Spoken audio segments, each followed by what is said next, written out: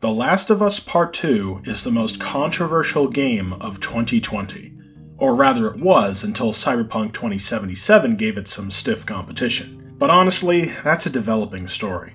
Last of Us is the game that released in time to sweep the Game Awards in spite of mass criticism from audiences, serious studio mismanagement, high-profile leaks, and a targeted harassment campaign against the developers. Still, Part 2 has sold very well, with many calling it one of the greatest games on the PlayStation 4. But the divide in opinion that many have with this game intrigued me greatly. I mean, I just did a pretty in-depth video on a highly controversial game, but Y2K was just an indie release without much marketing. The Last of Us Part 2 was a hotly anticipated sequel to the game often claimed to be one of the greatest ever made, so you can bet there is going to be a lot of pushback if it didn't live up to expectations. The thing is, I didn't have any expectations. I'm not really a Naughty Dog fan, so without any assumptions about what this game should have been, would I find myself agreeing with the naysayers or the critics who've heaped awards at it? Let's find out. I suppose I should explain what I meant when I said I'm not a Naughty Dog fan. I don't hate their work. Crash Bandicoot was fine, Jak and Daxter was fine, and of course, Uncharted was fine. But nothing they've ever done has been my favorite. The way that their games have changed within the last decade or so is really what's caused me to lose interest. Naughty Dog became known for their focus on narrative design while making the Uncharted series, and quite frankly, I don't love their approach. But we all know that playing an Uncharted game is like playing through an interactive movie, and for something so entrenched in the action genre, that can have its perks. Last of Us especially feels like you're watching a season of a Walking Dead type show. The thing is, I just don't think that this is a particularly interesting way to tell a story in a game, because all you're doing is emulating the way that movies and television shows are filmed. None of that fancy cinematography and motion captured acting really adds to the experience while you're actually playing the games. I've heard the term prestige game used a few times to describe games like this. They tend to focus on making the games feel like a movie over anything else, because to some people, this means that the game is mature or artistic. I've never really liked this argument because mature and artistic games have always existed. They just didn't try to disguise themselves as a different form of art. To be fair, Naughty Dog seemed aware of this and has tried to inject a little more interactivity into some sequences that would normally be cutscenes. But these scenes are among the most boring parts of their newer titles, and I really wish that they were just cutscenes because they tend to destroy the pacing. Uncharted 4 takes forever to get started, and Last of Us's Left Behind DLC should have just been a short film or a comic book. I could go on about this, but let's refocus to The Last of Us. Sure, it tries very hard to tell a compelling story through its cutscenes, acting, and music, but what about that makes it engaging to play? Compare this to Telltale's The Walking Dead game, which hits an awful lot of the same beats. It may not look photorealistic or have the polish that Naughty Dog can provide, but here, I'm actually in control of the narrative. My actions and words have an impact on where the story ends up. David Cage's games, such as Heavy Rain, also embrace this philosophy, and it really makes up for other aspects of his work that I don't find compelling at all. This isn't to say that those games are better than The Last of Us just because they let you make choices, but they use the fact that they are interactive to their advantage.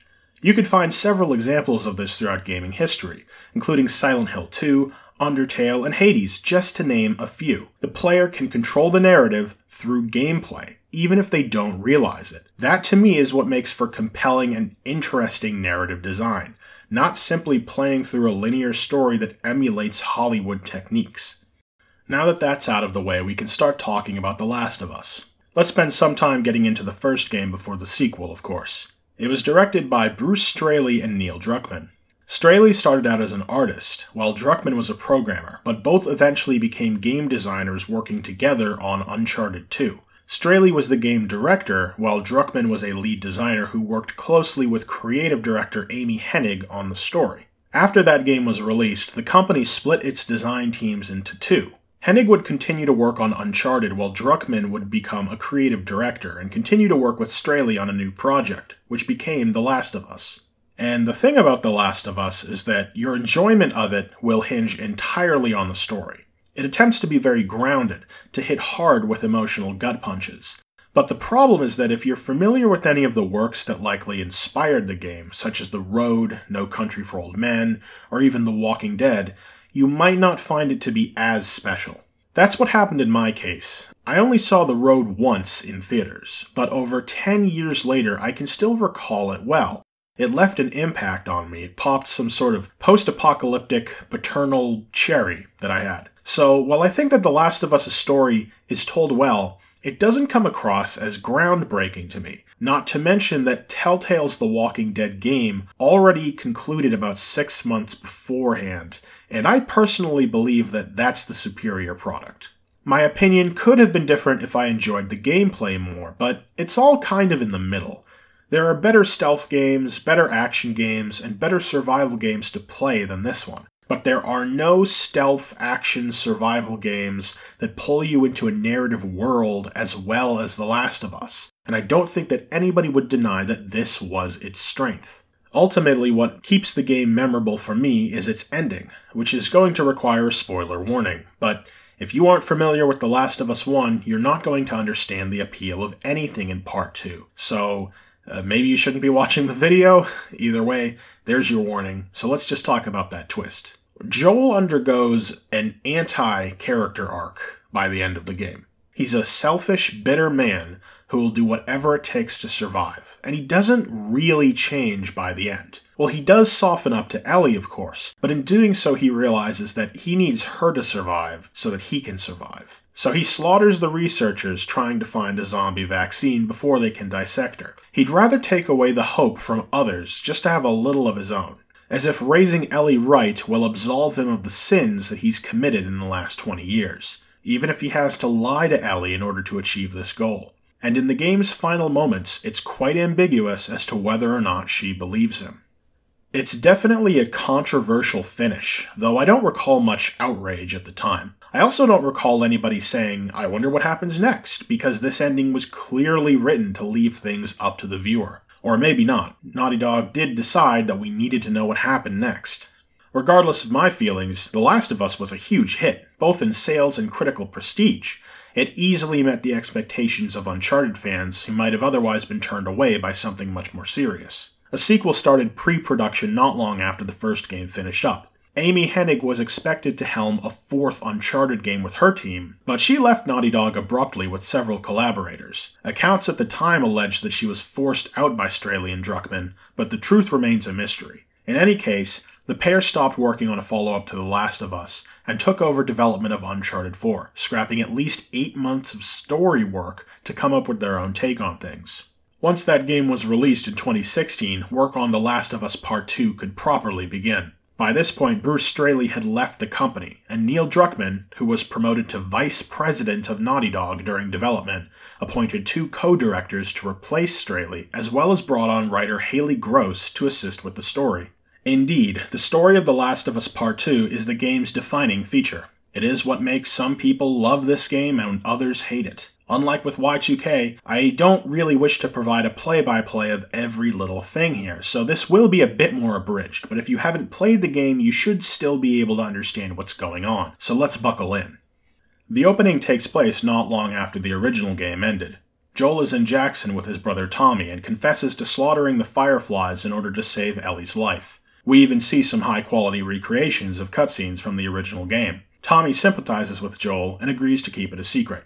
4 years later, Ellie is now an adult. She goes out onto zombie patrol with her friend Dina, who recently broke up with her boyfriend Jesse, and is quickly becoming Ellie's romantic interest. There are a few lines of dialogue in this section that suggest that Joel and Ellie had some sort of falling out, but this is kept vague, and we don't see him at all during this opening sequence.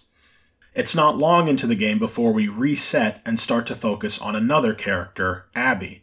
She's a member of the Washington Liberation Front and has been traveling with her team to Jackson in search of someone. In her impatience, she sets off on her own and ends up caught up between a storm and infected swarms, until Joel and Tommy find her and provide some backup. In return, she leads them towards her team's hideout so that they can wait out the weather. Meanwhile, Ellie learns from Jesse that Joel is missing and sets out after him. She finds the house and arrives just in time to see Joel being beaten to death by Abby and her squad. The group argues about whether or not to kill her or Tommy, but they ultimately just leave them behind, seemingly satisfied with killing Joel. Ellie wants to get revenge, but Tommy tries to talk her out of it. Later she finds out that he's already left for Seattle and gave his wife instructions to prevent Ellie from doing so. But she just wants Tommy back home and safe, so together with Dina, Ellie is allowed to follow in pursuit of him. The pair arrives in Seattle sometime later, and it doesn't take long for them to get into fights with the WLF. They find photos that ID the group that killed Joel, but also evidence that some other force is at war with the WLF. After a day's worth of battles against soldiers and infected, Dina becomes ill and realizes that she's pregnant. The pair use an abandoned theater as a shelter, as well as a radio to track WLF communications.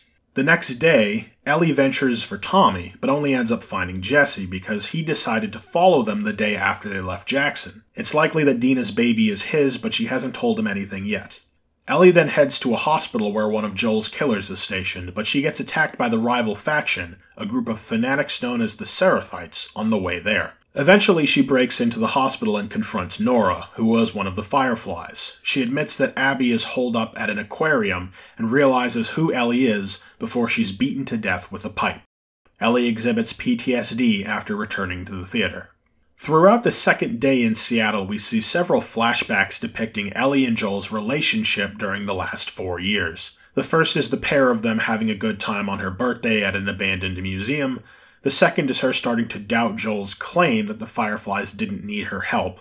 And the last one shows Ellie going back to the Firefly hospital to look for answers. She discovers that a vaccine is no longer possible as the medical expert who could make one died as a result of Joel's actions. Joel appears not long after and finally admits the truth, causing Ellie to become disgusted with him. This is the reason that the two no longer had a relationship. On day 3, Ellie reaches the aquarium and confronts more of Joel's killers, Owen and Mel. Her interrogation goes south and she stabs both of them in self-defense, realizing that Mel was very pregnant. She starts to freak out, but then Tommy and Jesse arrive and bring her back to the theater. Ellie agrees to leave with them even though she hasn't found Abby yet. And that's when Abby bursts into the theater, shoots Jesse in the face, maims Tommy, and confronts Ellie. The two get into a fight, with Abby ultimately winning. She's about to kill Dina in spite of Ellie's pleas that she's pregnant, when a boy accompanying Abby convinces her not to. Abby decides to leave the both of them alive. Over a year has passed since then. Ellie and Dina live together on a farm raising her baby. However, Ellie still has PTSD from Joel's death and the events in Seattle. Tommy shows up and tells Ellie that he found a lead on Abby's whereabouts in California. Despite some hesitance, Ellie disregards Dina's concerns and decides that she has to finish this. Once reaching Santa Barbara, she finds Abby's sailboat, but eventually stumbles into a snare trap, seriously wounding herself in the process. The trap was set by a local gang called the Rattlers. Ellie gets the upper hand on their goons and learns that Abby was captured by them some months ago. She infiltrates the Rattler base and finds Abby tortured and left for dead on the beach. Ellie frees her and that same boy who's still in Abby's care, then follows them down to a boat before finally confronting her. Abby doesn't want to fight, but Ellie forces her to by threatening to kill the child. They engage in a brutal fight on the beach, seriously injuring each other. Abby bites off 2 of Ellie's fingers before she's eventually overpowered and about to drown. But at the last moment, Ellie has a change of heart and releases Abby, who takes the boat and leaves. Ellie returns home to the farm to find that it has been abandoned. She finds her guitar and struggles to play it without her missing fingers. We then cut to a flashback of Joel and Ellie's last conversation. Despite Ellie telling him that she wished he had let her die with the Fireflies, Joel still feels that he would make the same choice if given a second chance. Ellie isn't sure that she can forgive him for this, but she agrees to try, satisfying Joel. Ellie sets the guitar down and leaves the farm for parts unknown. The end. So while playing through all of this, there were 2 big criticisms that I had difficulty overlooking. The first would be the game's pacing, which is quite possibly the worst that I've seen in a linear action game in quite some time. The introductory sequence is very drawn out, but this is partially because they also had to set up the part where you play as Abby, in addition to introducing us to Ellie and her supporting characters. Not to mention the intro with Joel, where we even play as him for a bit as he gingerly rides back into Jackson. But ultimately, the intro is only about 2 hours long, and it's okay for the beginning of a game to be somewhat on rails. I still have to bring this up because the first game got us to a comfortable gameplay loop in about 1 hour to 90 minutes, while Part 2 takes arguably 3 to 4 hours to accomplish the same thing. But it's not just the introduction. There's lots of spots where the game just crawls to a halt. The first 2 flashback scenes are very guilty of this, each taking around 45 minutes to complete. I understand that Naughty Dog is trying quite hard to get us into Ellie's state of mind throughout the game, but sometimes less is more. I'm not convinced that either of these needed to even be interactive. There's another flashback I didn't even mention because it's just a cutscene and it worked fine. Granted, all the information in the scene had already been conveyed much earlier in the game, so it's kind of unnecessary. But the most jarring time that agency felt yanked away from me was when Ellie and Abby fought at the theater. This is a pretty intense sequence. It feels like the game's conclusion, the final battle. I really had no idea what was going to happen as Dina and Ellie just lay there bleeding on the ground, defeated. And 10 seconds later, I'm walking around a house with a baby and everyone's happy. It was such mood whiplash. I really just wasn't ready to move on at this point. The other big problem is the conclusion. That's where the game sort of goes off the rails for me. A lot of emphasis is put on Seattle. The game is separated into days spent there. So again, I really assumed that this showdown at the theater was going to be the conclusion. Instead, there's this awkward 4th act set in California that isn't even that long, but required creating a ton of new environments and character models. Not to mention that at the very end of the game, your expectations are subverted in a manner that didn't work at all for me. This is very clearly a revenge story, but there's a little more to it than that. Joel killed a lot of people in his day, especially the Fireflies.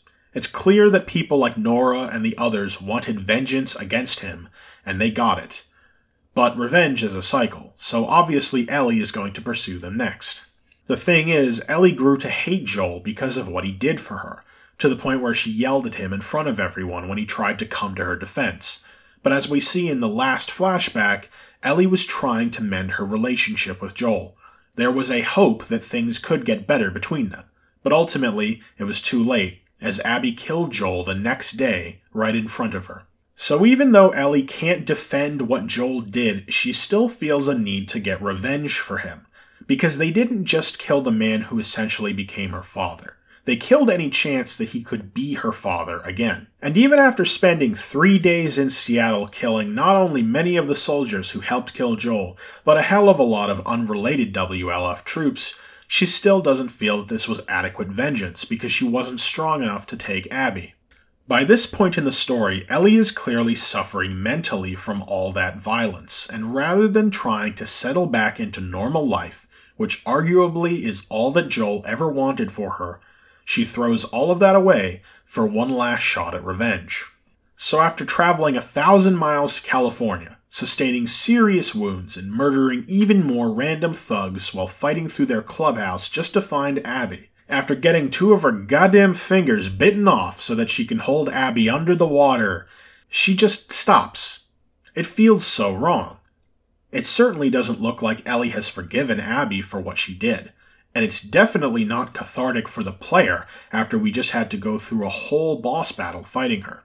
Here's the really strange part. The scene after this, where Ellie returns home to the farm, would work just as well if Ellie actually killed Abby, because she'd return home thinking that she got some sort of peace of mind, only to find that Dina took the kid and left her with nothing. The revenge wasn't worth it. In the version that they went with, I'm not even convinced that sparing Abby gave Ellie peace of mind, and she's still left with nothing. The story could have stopped once Ellie left this place, because her whole non-revenge adventure wasn't necessary to show. Either way, I do feel that the final shot is meant to be optimistic for Ellie. This is hopefully rock bottom for her life, and I'd like to think that her future won't involve any more killing. But this is Last of Us, so I can't really be sure. If you actually played this game, I'm sure you've already written an angry comment below. If you haven't, then you should know that I've only shown you about 60% of the game. There's a huge chunk of The Last of Us Part 2 that I did not include in this summary at all. The sequence in the prologue where you play as Abby is far from the last time that you have control of her. After experiencing all 3 of Ellie's days in Seattle, the confrontation scene at the theater plays out, but the fight between the 2 of them doesn't happen. We instead hard cut to a sequence where young Abby is in a park with her father. It's revealed that he is the medical expert in the Fireflies who wanted to dissect Ellie in order to develop a vaccine. This, of course, means that he is the man who Joel kills in the operating room in order to save her. So Joel was murdered for a more personal reason than we thought. After that reveal, it's day 1 in Seattle again. Abby is now the point of view character, and we're going to go through all 3 days just like Ellie. As a member of the WLF, she's been fighting against the Seraphites for some time. We see many of the characters who were later murdered by Ellie. Really, all of the people in this army are people who Ellie could end up killing. Isaac, the WLF leader, explains that he plans to use the cover of a coming storm to launch a massive assault on the Seraphite Island in order to try and end the war once and for all. Abby also learns that her comrade Owen shot and killed another soldier in order to protect a Seraphite before going AWOL. She then has a flashback to several years ago when Owen took her on a date at the aquarium, and she assumes that this is where he fled to. This didn't make sense to me, but a second flashback shows that Owen sort of built a home there.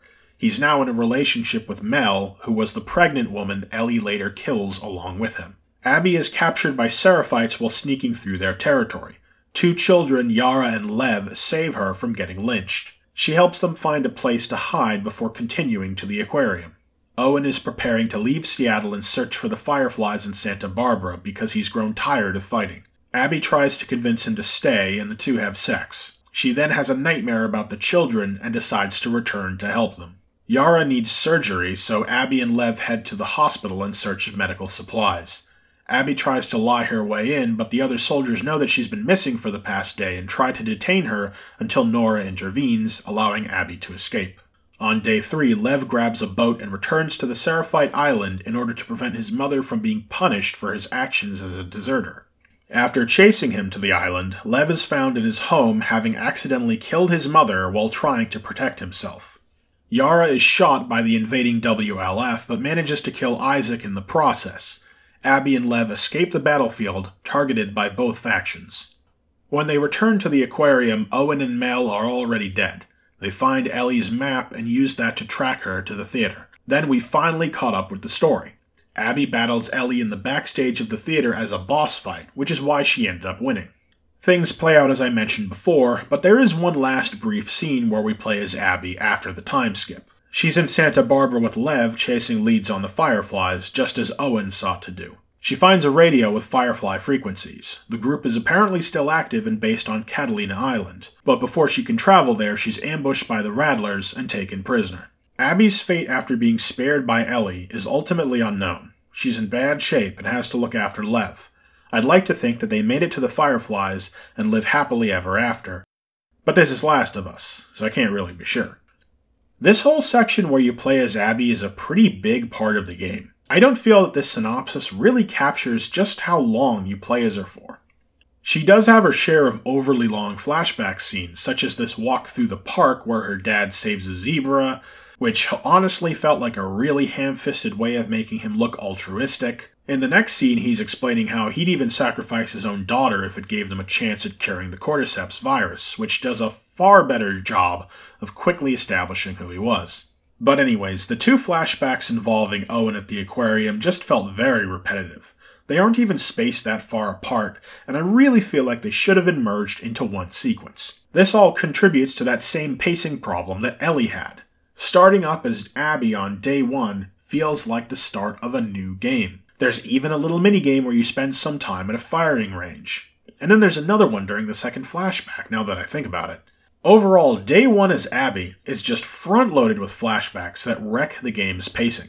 But after day 1, things get a lot better, and it becomes clear just how much Abby's story relied on these Uncharted-style set pieces. There's this vehicle chase right at the start, followed by the long trek across the Seattle Sky Bridge, and then the spectacular horse ride through a massive battlefield. And that's not even mentioning the part where Abby gets stuck in the hospital basement and has to fight a massive creature that looks like a bunch of infected that got fused together. It looks like something out of Doom. It's just crazy. A boss fight with infected is honestly the last thing I thought I'd see in this game. The weirdest part is that it ends up being filler that the game doesn't even really acknowledge. Nothing like this ever shows up again, and I have a hard time believing that the WLF would set up a base here with this demon spawn hanging around. The thing is, I think that I enjoyed playing as Abby more than Ellie. Her little story about the conflict in Seattle felt interesting to me. It didn't exactly show me a different side of Ellie's revenge, but it did give Abby enough dimension that made all these chapters that largely don't tie into the story worth playing. Abby was clearly a vengeful person after what Joel did to her father and the other Fireflies. She grew up with them, so he effectively killed her family. But when the game starts, she's gotten that revenge that she sought. And when we start playing as her, she seems pretty well adjusted. It almost paints the picture that she's moved on from that pain. But ultimately, she's still a soldier fighting in a war that's torn Seattle apart. Owen has grown tired of that and seeks to find something better, something that might help him atone. Abby sees the same thing in Yara and Lev. Taking care of them might help her make up for past sins. But not everyone seems to feel that it's that simple. Mel certainly doesn't want Abby coming with everyone else to California. Because even if Abby feels like she's able to become a better person because she's gotten closure, she still beat a man to death with a golf club. She's still capable of great violence. And by the end of Day 3, Abby's revenge got Mel and Owen killed, and if Lev wasn't there, she probably would have killed Ellie and Dina. She had a choice to either keep trying to improve herself, or keep going down the path of hate, and she made the right one. But she was a fool to think that Ellie wouldn't come after her. So it's ironic that Ellie's arrival seems to save her from certain death, and she's quite lucky that Ellie changed her mind at the last second of their fight. The game feels so hyper-focused on Ellie at this point that I'm not really sure what the takeaway from that even is. I can't say that I'm surprised that the moral of the story seems a little broken in this game, because Uncharted 4 played out in a similar way. I felt like I understood what story they were telling until the ending cutscene seemed to totally contradict it. But the thing about Uncharted is that all 4 games follow the same narrative formula. The Last of Us Part 2 has no interest in repeating anything that happened in the original game. The story isn't a simple road trip across America, and it's definitely not about the bonds between its central characters. Indeed, the game really struggled when it came to characters compared to the previous game. There are a hell of a lot more of them since there's 2 playable characters, and so many of them feel either bland or annoying. Dina's dialogue in the early game was more irritating than charming, though that mostly stops after Day 1. Jesse felt totally devoid of personality, and I didn't even flinch when he died. Most of Abby's crew is similarly boring, though I give a special shout out to Owen for acting like a teenager half the time, and to Manny, whose entire character seems to be that he's Mexican. I also really wish we got to see a bit more of Isaac and understand his mindset as the leader of the WLF. We also don't interact with any sort of Seraphite leadership other than random goons trying to kill us. In the first game, supporting characters appeared just long enough to influence Joel and Ellie's mindset before exiting, kind of like guest stars. Here, there's so many different characters buzzing around, and I feel like many of them could have been cut or combined at no risk to the actual story of the game. So if the game isn't propped up by its character relationships or a simple overarching goal, then that must mean that The Last of Us Part 2 is mostly driven by its actual plot, the details of the story. And if you're gonna do that, you need to make sure that there's not many things to nitpick. And I'm sorry, but I had a bunch of nitpicks while I watched the story unfold. Such as, why wouldn't Abby's crew conceal their WLF markings if they planned on only killing Joel? Tommy knew about them from his time as a Firefly. Ellie reveals to Dina that she can't be infected, but this never ends up mattering. The same with Joel's confession to Tommy, which is the opening of the game. Also, it's pretty weird how Tommy, Ellie, and Jesse left Jackson for Seattle only days apart, but never bumped into each other at all on the journey. Owen saved a Seraphite at the cost of turning traitor to the WLF, but this never comes into play despite the fact that Abby saves 2 Seraphites just prior to this reveal. Many locations in Seattle are shown to be very hard to reach, but characters teleport around when the story demands that they need to be there. How did Ellie escape the bottom of the WLF hospital after killing Nora? How do several characters reach the aquarium? Why did Ellie leave the map behind at the aquarium? Couldn't Jesse or Tommy have grabbed it? What's the deal with this big guy, little guy comedic duo in California? This late in the game, they completely jar with the tone that's been established. If you're going to have characters like this, they really shouldn't be appearing in the finale. Why don't Ellie or Abby make any real attempt to talk to each other about their grievances? Abby never even says anything like, "Joel killed my dad," which probably would have had some kind of impact on the situation. And lastly, characters constantly talking to themselves feels patronizing. It made some sense when Ellie was a 14-year-old or when Nathan Drake does it, but now it just seems weird, especially when Abby's doing it.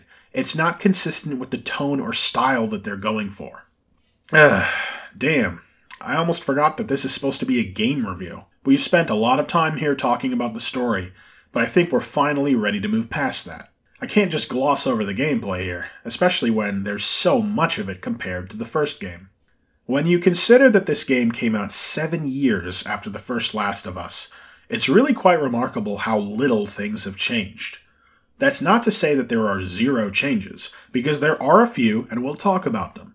But this feels like a huge missed opportunity right off the bat. For example, Demon's Souls released in 2009. Its practical sequel, Dark Souls, came out 2.5 years later, making a ton of changes to gameplay, whether it's the interconnected world, the healing system, or the expanded social aspects. Whereas The Legend of Zelda went from Skyward Sword in late 2011 to Breath of the Wild in early 2017. Both are action-adventure games, but the difference between them is night and day. Not to mention that we have a pretty clear example of this within Sony Interactive. Say what you want about the Norse god of war, but it wasn't afraid to make big changes. These are just some of the examples that make the lack of innovation at Naughty Dog a bit frustrating. It feels as though more effort may have been put into polishing the interactions that you already had, rather than changing them or making up new ones. Other than the additions of hopping across gaps and crawling, the movement controls are almost exactly the same. Some new features, such as being able to squeeze through gaps, feel superficial at best, since these gaps only exist so that you can squeeze through them in the first place. In other games, you would just walk through them normally with no need to press a button. Crawling feels like a solid inclusion, as does the tall grass that you can hide in. But it becomes a problem because they also put in the short grass that you can crawl through all over the place, which makes it really easy to hide from enemies.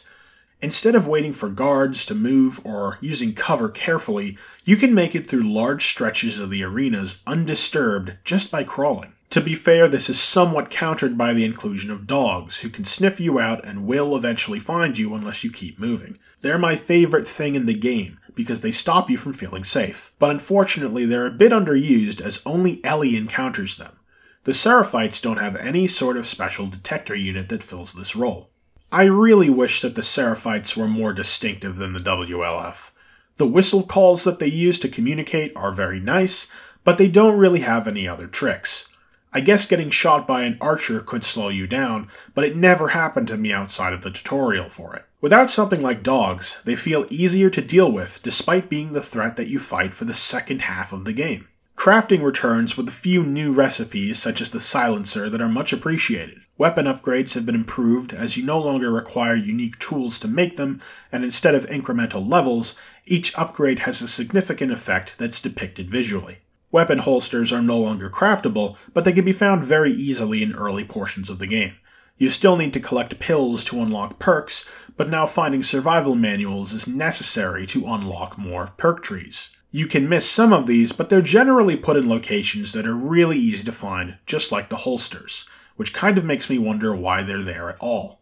When it comes to fighting the infected, it feels like less has changed. Runners and clickers feel exactly the same to deal with. Stalkers were tweaked a bit, but still just feel like runners who can be quiet. Bloaters are barely even in the game, which feels like a waste. What I do like are the new Shambler enemies. At a glance, they just seem like enemies that explode on death, but this also means that they can't be silently killed. Plus, they can actually see you, which means that you just might have to try and avoid them completely if you don't have any traps handy. And unlike the dogs, these big boys never go away. As far as the level design goes, everything is bigger. Combat arenas tend to be more open-ended, especially when playing as Ellie. It's not just Abby who gets to hog all of the massive set pieces, though. Ellie has her boat ride through Seattle, and this massive open-world zone when she first gets into the city. I think this area is great, but I also kind of hate it. We'll talk more about that later. There's also the occasional puzzles which have been improved significantly. I never liked the non-puzzles in the first game, and they became really tedious. But the ones in the sequel feel more natural, while also providing about as much challenge as you could manage without feeling contrived. I appreciate that they weren't completely abandoned. Ultimately, I always thought that the gameplay for Last of Us was somewhere in the middle, just kind of average for what's expected of the genre. The improvements that Naughty Dog has made here aren't really enough to change that perception for me. It's not that fun, but it also didn't become a drag, which is more than I can say about the cutscenes. But wait, isn't this game supposed to be serious and depressing? Didn't Neil Druckmann famously say that you're not supposed to find it fun? I guess it's true that part of the focus of this game was to make the player uncomfortable with the violent acts that they partake in. Compared to other games, many details were put into the enemy encounters to help humanize the people that you're meant to kill to proceed. The photos of Abby's crew that Ellie finds are all of happy moments. Enemies have generated names that their allies will use to call out to them in combat or if they're dead. In general, enemies have a lot of audio cues reacting to their allies' deaths with concern. This even applies to the attack dogs, who will whine if their handler is killed. Enemies hit by long gun attacks will sometimes lose a limb and scream in agony before dying. Sometimes enemies will cower and beg to be spared, but there's no way to actually do that, and they'll start attacking you again when you let your guard down. The game doesn't really seem to care if you're avoiding getting into fights or leaving no survivors. The narrative forces Ellie to become a brutal killer, even though the game has been designed so that sneaking past the majority of encounters is possible. This even applies to the flashback of Joel's time in the Firefly Hospital. There are corpses in the hallway, but you could have snuck past most of the enemies in this level. Obviously, the game sought to trick the player by making them thirst for revenge as Ellie, and then make them uncomfortable with the violent acts that Ellie commits throughout the game. But the thing is, it never really did anything for me personally. I never felt guilty or responsible, nor did I feel like I wanted revenge. There are games that came out before the first Last of Us that already did a better job at trying to start a dialogue about routine violence in action games, such as Far Cry 3 or Spec Ops: The Line. It's a lot easier for the average person to relate to the protagonists of those games, and they used the fact that they resembled a power fantasy to their advantage.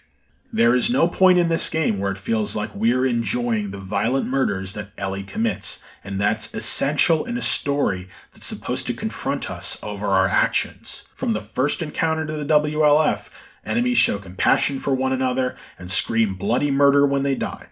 Not to mention that every time that Ellie comes across one of Joel's killers, some sort of out is given by the game to make killing them justified. There's always some element of self-defense at play. Even the very pregnant Mel was coming at her with a weapon. The only exception to this was Nora, but she conveniently just got infected by the spores in the hospital basement, so even this brutal kill could be seen as a mercy.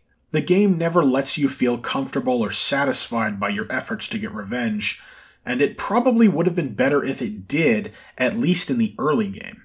This might be another reason that I enjoyed Abby's gameplay more, because it doesn't waste as much time trying to chastise you for killing. The Seraphites are a lot less relatable given that they're a vaguely religious cult of Luddites, and the only time an adult member seems to doubt their cause happens off-screen. What frustrates me about Part 2 is that I see aspects of it that are interesting, but there's so much getting in the way of this. This comes back to my point from before about Naughty Dog not wanting to take risks when it comes to the gameplay. While playing this game, I couldn't help but imagine something else a lot more interesting, something I might actually really like as a game concept, even if it was an original game with no connection to The Last of Us. The downtown Seattle area near the start paints a false picture of what this game is going to be like. It's absolutely massive, requiring a horse to get around. Ellie even has a special map that she'll actively mark when she comes across points of interest. You can spend a lot of time here searching for optional locations that'll get you useful items like holsters early, and there's at least one optional cutscene here too. After the game's prologue, this is a moment that really establishes how different Last of Us Part 2 is going to be from the original. But this is the only part of the game that's like this. Everything else is quite linear by comparison. Sure, there's some optional areas to explore, but they're just pockets along the intended path, and the idea of needing a map to navigate the urban sprawl is totally abandoned. This just felt like a huge waste to me. I really do think that the game would be significantly better if it included just 2 more environments in the style. It's like if you were playing Breath of the Wild and the Great Plateau was the only open area. Everything else was just a straightforward dungeon like in the older games. This game chose to set itself apart from its sequel by focusing on one location, Seattle. I would have loved the idea of having true exploration. When you think about it, both Ellie and Abby even have home bases in the form of the theater and aquarium. Imagine being Ellie and having some leads on the different WLF killers scattered throughout the city, heading out and tracking them down in whatever order you wanted. But you would also need to visit other areas in search of supplies. This whole time, the war zone is crawling with infected, WLF, and Seraphites, and you have to navigate your way through all of it. The stealth action gameplay of Last of Us Part 2 already accommodates this. In my mind, I see an interesting fusion of Metal Gear Solid 5 and This War of Mine. You need to weigh the cost of combat against the survival of Ellie and Dina. There's a brief moment in the actual game where you get into a standoff with defectors, but I can't help but wonder what it would have been like to have more options dealing with them besides murder. Could you trade, do a favor, or just go full survivalist and kill them to take their stuff? Indeed, the game's themes of revenge could be a lot more interesting if your gameplay actions led to enemies trying to get some form of revenge on you. Getting into unnecessary engagements could cause other groups of enemies to appear in the game world later in areas you thought were safe, specifically on the lookout for you. But maybe you see this concept as too much of a departure from the original game. I understand that, so let's look at a different concept that wouldn't require making as many changes. Before this game was announced, many people were skeptical of a sequel at all. When it was finally confirmed, many wondered why Ellie's story needed to continue. Indeed, most of this game's problems are with Ellie and her story, so what if she just wasn't there? The Last of Us is about how life continues despite the fact that humanity is doomed. There are countless other stories that could be told in this world, and in a way, Naughty Dog knew that because they decided to create Abby. She's the protagonist with more of a connection to Seattle than Ellie. She's been entrenched in the conflict there for years. A conflict that's left many people jaded and tore apart any hope of unity. Neil Druckmann stated that the setting is inspired by his growing up in the West Bank of Israel, where violence was frequent. I can definitely see that based on how some of the characters talk about the conflict. If the first game was about how individuals can turn to violence to protect themselves, then Part 2 could have been about how entire tribes of people do the same, how they justify a conflict that's gone on for decades, becoming xenophobic and unable to work towards peace until they eventually die fighting over scraps. Seeing Abby and Lev cast aside their old identities and leave the entire conflict behind was compelling enough of a premise, so I sort of wish that they had just stuck with that. But what about Abby's backstory? I don't see a reason to change it. In true Druckmann fashion, I like the idea of only learning that Abby killed Joel more than halfway through the game. Ellie is still out there killing Abby's friends, but we don't realize this until the finale. This is just flipping around things that are already in the game, but it seems a lot more interesting to me. There's something compelling about seeing a central character from the previous game only arriving at the end of this one to exact revenge. The audience has a connection with Ellie, but Abby doesn't. This person doesn't matter to her, and it would be easier to feel bad for the death of her crew if we didn't spend the whole game knowing that it was Joel they helped kill. And of course, the game concludes properly in Seattle in both of these concepts. Santa Barbara just deflated all the tension, and it's not necessary. The revenge, or the non-revenge, or whatever, should happen in Seattle. The cutscenes with Ellie leaving her farm to pursue Abby could be a fine epilogue, though. I think that's about all I have to say about the game itself. But much like the Y2K video, there are controversies that need to be discussed here. But unlike with Y2K, I don't think that there are quite as many different things to talk about. Maybe there could be if I decided to go deeper with this, but I think that you're probably better off looking into those somewhere else. I can't be the only one talking about any of this since this game is so well known.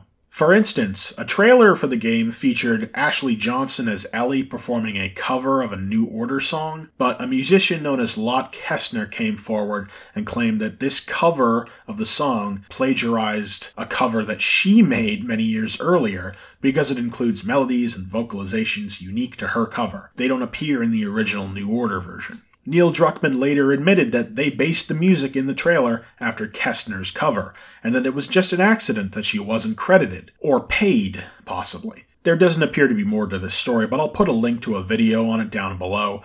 I'm not even sure the song appears in the game itself. It's just one of many controversies that was happening around release time. So again, I don't want to go over everything here, just the points that felt the most important when trying to figure out why so many people are frustrated with Naughty Dog and this game's success. First up, let's go over some points of contention that are pretty easy to invalidate. A lot of the criticism of the game's story first started a few months before the game was even out. Footage and screenshots of key cutscenes such as Joel's death and the fight between Ellie and Abby in Seattle were leaked, along with a bare-bones description of the plot that revealed Abby's role as the deuteragonist. These are pivotal moments in the game, and they weren't being represented properly. For instance, I first assumed that Joel's death was about halfway through the game, and that the fight in a theater was the finale. I don't think it's wrong to voice concern with story leaks like this, as they were very clearly real. But some people were very quick to review bomb the game based on a couple blurry images, which baffles me. If you actually cared about The Last of Us, wouldn't you give it the benefit of the doubt? Or maybe a lot of these people were never actually going to play it, and they just felt like roasting it from afar. Either way, the game is out in the wild now, so this doesn't matter too much, but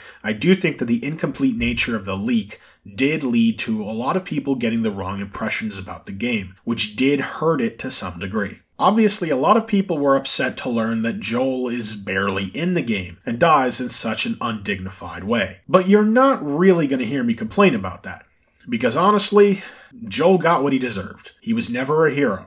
He's debatably not even a good man. Neil Druckmann said that much of Joel's character was based on his own early emotions as a father, and Joel ultimately shows us that even something that's often seen as heartwarming or inspiring, such as a father willing to do anything to save his child, might have dire consequences for others. Joel could never truly make up for his sins by settling down with Ellie. Life went on for the people that he wronged, and it all caught up with him. A sad end for a sad man, but a man that we spent a lot of time with nonetheless. But now I have to address an elephant in the room. A lot of the most hateful criticisms I've seen of this game are clearly coming from dirtbags. The kind of people who will send death threats to actors because they don't like the characters they play. The kinds of people who will verbally attack Neil Druckmann because he wrote a game where the principal characters are women. The kinds of people who think that showing visibly gay characters is part of some ploy by cultural Marxists to blah blah blah.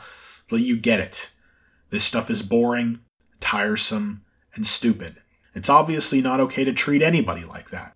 Naughty Dog obviously deserves the critical baseline level of respect that all artists should have. The people who disregard that in order to create a pillar of hate are losers. But the thing is, they're a small group of losers, even if they try to be vocal. And unfortunately, I get the impression that as much as I know that it hurts Naughty Dog to see that sort of drivel said about their game, some people, be they developers, journalists, or diehard fans, would have you believe there's a much larger contingent of misogynist losers who hate this game than there actually are, because that way it's easier to mask the actual concerns with Last of Us Part 2. Someone might think that Ellie and Dina's romance isn't that well executed, but that doesn't mean that they're uncomfortable with lesbians.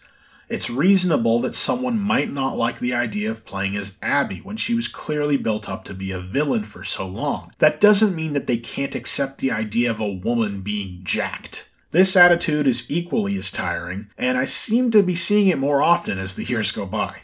The Last of Us Part 2 is clearly a game that was meant to spark some controversy because of its plot, but I don't see it as a statement on any sort of socio-political issues. The game doesn't read to me as being a story about feminism or gay people or anything like that. Indeed, Anita Sarkeesian, the feminist writer who has voiced many grievances with video games, and whom Neil Druckmann has publicly supported for years, has said that violence is inherently masculine. I don't agree with that at all. but I can see how a game about two women fighting each other because the men in their lives were killed might not resonate with anyone looking for this game to adhere to a certain viewpoint of feminism. I do think that there's room for all sorts of discussion with games, so long as people are respectful about it. But a lot of the discourse with this game is very messy, and despite the fact that Naughty Dog made a game that's fairly ambiguous in its meaning, it almost seems like they don't actually want to foster the discussion that comes with that. The Last of Us Part 2 is the sequel to a game that many consider to be one of the greatest ever made, so obviously lots of people had high expectations for it. And if those expectations aren't met, they'll have a lot to say that isn't just glowing praise. There is evidence that multiple people at Sony had trouble accepting completely valid criticisms of the game.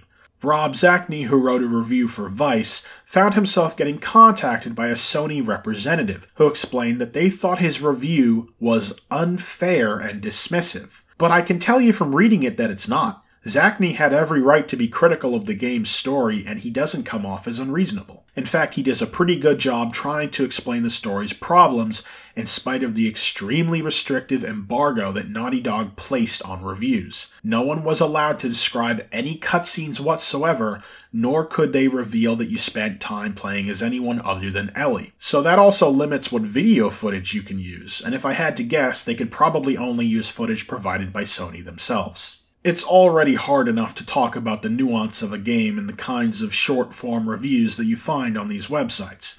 I'm speaking from experience. But The Last of Us 2 is so story-focused and can take you upwards of 20 hours to finish. That's a lot of story to talk about for an action game. Putting too many restrictions on reviewers is just going to make the reviews themselves worse.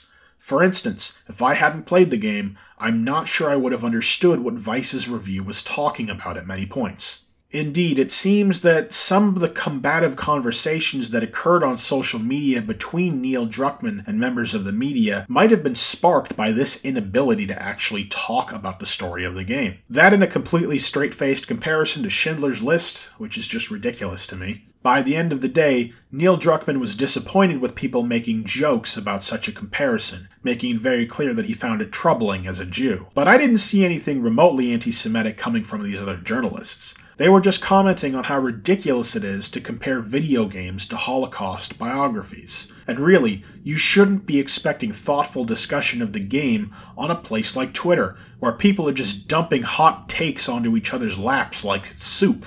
Especially when they weren't even allowed to talk about the things that happened in the story. You know, things like Joel dying. Hey, speaking of which, Naughty Dog put out a trailer that tried to conceal Joel's death by creating a cutscene with him that doesn't appear in the game. Indeed, Joel was absent from most marketing until only a few months before Part 2's intended release of February 2020. But the way they chose to reveal him rubbed me the wrong way. Hiding his existence for so long felt pointless, only to show that he's fine and willing to help Ellie on her quest for revenge, whatever that was for. But really, what Naughty Dog ended up doing was taking the existing cutscene where Ellie runs into Jesse in Seattle, which was already shot in a way that concealed his face, and they spliced in a new shot where Joel responds to Ellie's dialogue using animations and voiceover that are not present in the final game. This was weirdly manipulative. I totally understand keeping Abby's status as a player a secret, and obviously Joel's death would not have been a shock if we knew it was coming. But if Naughty Dog really wanted to show players that Joel is indeed in the game, couldn't they have used footage from any of the cutscenes that he actually appears in? Let's not forget, this is not like film trailers, where scenes that don't make the final cut can still end up in commercials.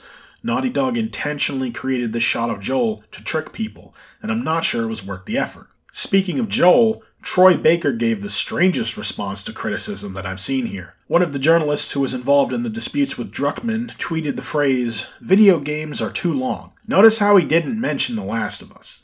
Either way, Troy Baker quoted the tweet and responded to it with this pretentious Teddy Roosevelt quote that essentially boils down to, "It doesn't matter what the critics are saying." I'm sorry, Troy. You're a good actor and all. But if you think that critics don't matter, then you're quite mistaken. Critics ensure that there's some baseline level of quality to art. Critics raise awareness of art. Critics acknowledge that art exists. And the thing is, everyone's a critic.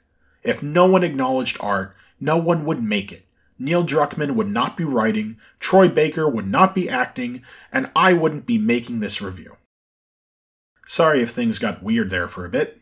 Let's get back to discussing controversies. Let's talk about Lev. Lev is a transgender boy, but some publications that definitely support the fact that the game contains female and gay leads have still written about how they feel that there are issues with this character's inclusion or representation. This struck me as a bit shocking because I actually thought that Lev's identity was well handled compared to a few other games that received criticism for very awkward attempts to include extremely minor trans characters. Though his gender identity does come up a few times in conversation, these aren't written in a way that insults your intelligence. Lev is the way he is, and that's that. There's no clumsy attempt to educate Abby, or by extension the player, as to how they should feel about him. We like Lev because he's in a bad situation, and we want to see him succeed. Some have criticized the fact that during some encounters with the enemy Seraphites, they will refer to him by the name that he was born with. However, these people are also actively trying to kill Lev during these sequences, so why would they even try to respect his gender? There's not even evidence that they know the name that he goes by now.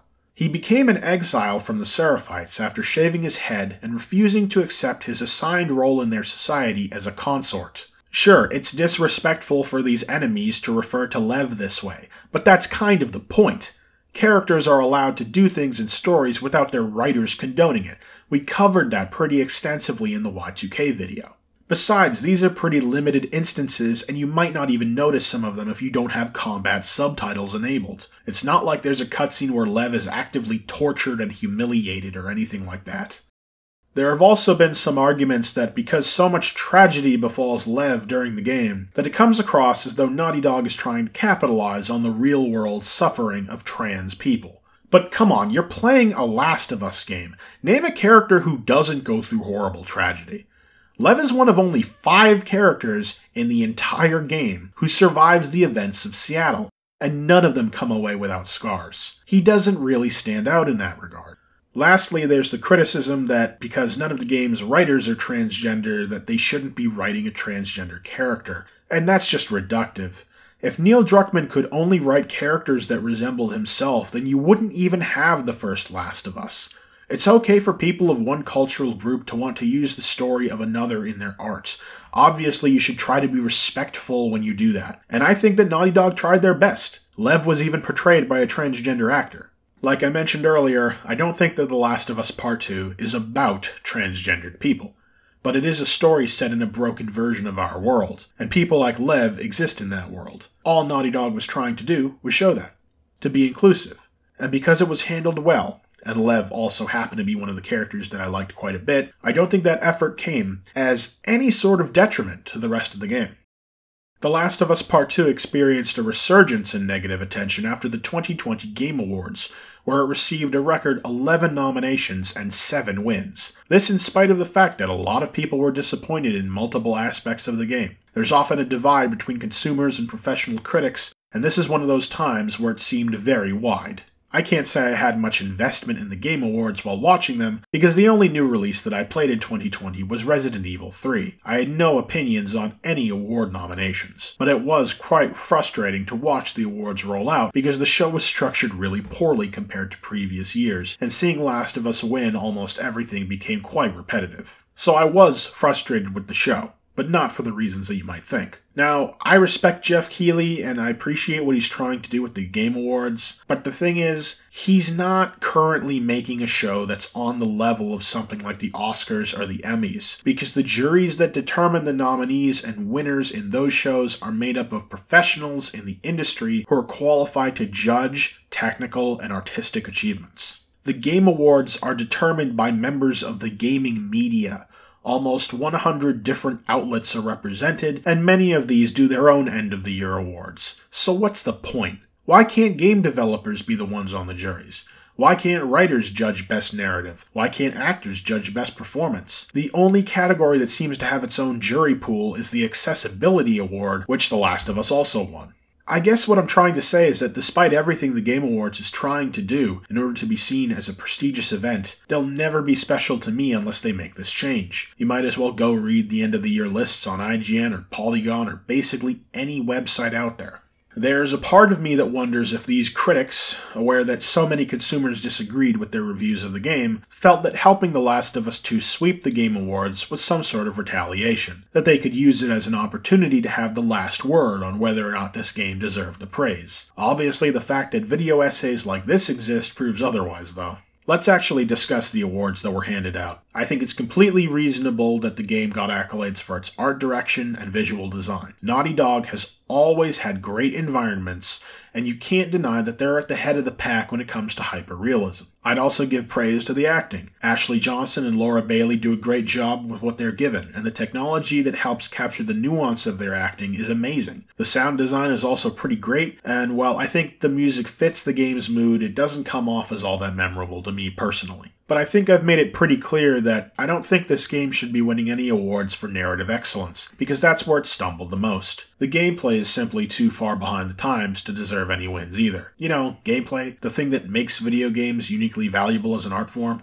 For those reasons alone, The Last of Us Part 2 can't possibly be my game of the year, whatever that ends up being. The most contentious awards to hand out would be things that celebrate Neil Druckmann's abilities as a game director and Naughty Dog's as a studio. This brings us to the final controversy, the most important controversy.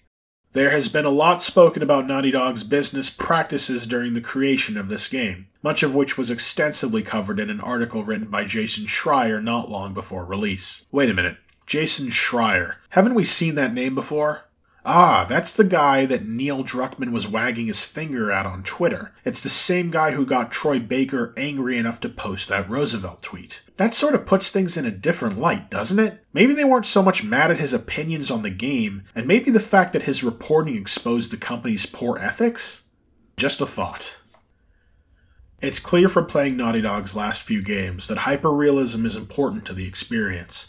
That's led them to chase after the madness of perfection. But perfection takes time, and time is limited. Uncharted 4's development was very difficult because it was effectively rebooted halfway through, with Neil Druckmann and Bruce Straley taking over for Amy Hennig and making all sorts of new creative decisions, despite the fact that the game's deadline was locked in. Straley has even suggested that this was the reason why he departed the company. Things were getting too big and too stressful, and a massive amount of employees left with him after the release of Uncharted 4 as well. When employees are expected to work overtime indefinitely for large periods of time, this is referred to in the games industry as crunch. As the release date for a game closes in, it's not surprising that many companies are forced to do this in order to make a deadline that cannot be moved. But over the last several years, there have been many high-profile investigations of crunch in the industry. Some companies, such as Naughty Dog, were crunching for years at a time, sometimes during even all of development. Druckmann and the other directors knew that they needed to stop this from happening on another project, so they mapped out as much of the development in advance. But by 2018, those plans could no longer be followed. Changes were being made to the story based on playtester feedback. More sequences needed to be created from scratch. If I had to guess, I'd assume that much of this content was Abby-related, which explains why it feels like a separate game at times. These are the decisions that led to the game becoming so long and bloated compared to Druckmann's previous games. In many cases, developers were spending weeks of crunch time developing assets that weren't even used, or in some cases were replaced by similar enough work that another employee had made because they were also told to do the exact same thing. These are the sort of issues that you have when you have bad producers. But apparently Naughty Dog doesn't really have producers at all. The people who are meant to oversee multiple teams and ensure that everyone is working on schedule just don't exist. Instead, employees work 12-hour days every day until the game is done, because that's what all of their coworkers are doing. It's a terrible thing to hear about, and I truly hope that Naughty Dog can rid themselves of these issues in the future. There are those who argue that when games subject to intense crunch get recognized for their excellence, that all this is doing is perpetuating these business practices. That the games, much like the work that these employees have spent so much of their time and energy on, are tainted. And while I definitely agree that this is no way to run a company, and that the entire industry should have to answer to someone regarding it, that doesn't mean that we can't give praise when it's clearly deserved. Some of the employees who worked on this game undoubtedly thought that they were making the game of the year. Even if they sacrificed much of their well-being, they may have believed that the validation from critics and fans would make everything worth it. There's no way that just shoving the game aside and refusing to acknowledge it would be good for those people's mental health. Art is often made through adversity. Creating a game with this level of realism and detail in its environments and characters was never going to be easy. I'm not happy with the way Naughty Dog treated its staff, but I view that as a separate issue from the quality of The Last of Us Part 2. It would be wrong to disqualify them from the running of most awards just because of the crunch. But awards such as Best Studio of the Year or Best Game Direction, that's where I think that these issues should have been factored in. Because Naughty Dog's culture encouraged never-ending work, and Neil Druckmann and his fellow directors weren't able to change this. At this point, I sincerely hope that the cavalcade of awards that Naughty Dog has received doesn't go to their head. Bruce Straley left when he knew he couldn't handle it anymore, and I'm sure that any other veteran of the studio will do the same thing. Neil Druckmann is now the co-president of Naughty Dog alongside Evan Wells, the man who hired him in 2004. He is in the perfect position to try to change things for the better. I sincerely hope that he can, because as much prestige as Naughty Dog might have, it won't last if they can't get their act together. So that about wraps it up. Despite talking about this game for quite a while, I mostly just feel ambivalent. While I will admit that The Last of Us Part 2 is perhaps more interesting than many action games, that doesn't mean that it's great. Obviously, a lot of people worked very hard on this game, and I give credit where it's due. But the aspects of this game that Naughty Dog absolutely needed to get right are frustratingly botched. The things that make this company's games special to people are no longer fresh or exciting. So much of Naughty Dog's work is built on the foundation that Uncharted laid over 13 years ago, and with Last of Us Part 2, I really feel that they've reached a creative plateau. Perhaps that's why I feel like this is the perfect time for them to try something different. Different gameplay, different art, different creative voices. They need to adapt with the times instead of just trying to polish the same aging concept over and over again. Despite not being the biggest fan of Uncharted and The Last of Us, I would be right there supporting Naughty Dog if they wanted to shake things up. But given how even a game with a rather mixed reception, like The Last of Us Part 2, can still garner massive prestige, I worry that the company might instead just ignore the criticism, that they'll ignore change and all of the great things that it can bring. And if that happens, and we get another Last of Us game in 7 years, it's going to be even farther behind the curve. It's going to represent the same stubbornness and disregard for the well-being of others that Ellie has when she's consumed by revenge. But unlike in the game, that's not something that an entire company, spending millions of dollars and years of people's hard work, can simply snap out of at the last second. Thank you for watching. I realize that this might seem like a stale topic to some people, but I'm not exactly watching videos about The Last of Us 2, so I figured it would be interesting to make one. It seemed like an interesting parallel to investigate, given everything that happened with Y2K. I felt a certain similarity in the energies, you could say, of both games. Speaking of Y2K, I intend to start working on another video about that game's new updates once both of them have been released, and I have a chance to play through the entire game once again. I want to thank everybody who subscribed and left comments on that video. It really made the project feel worthwhile. It feels good knowing that I can manage making more videos at a more reasonable pace. So please, subscribe if you aren't. Consider spreading this video around to help the channel out. Thank you, and see you later.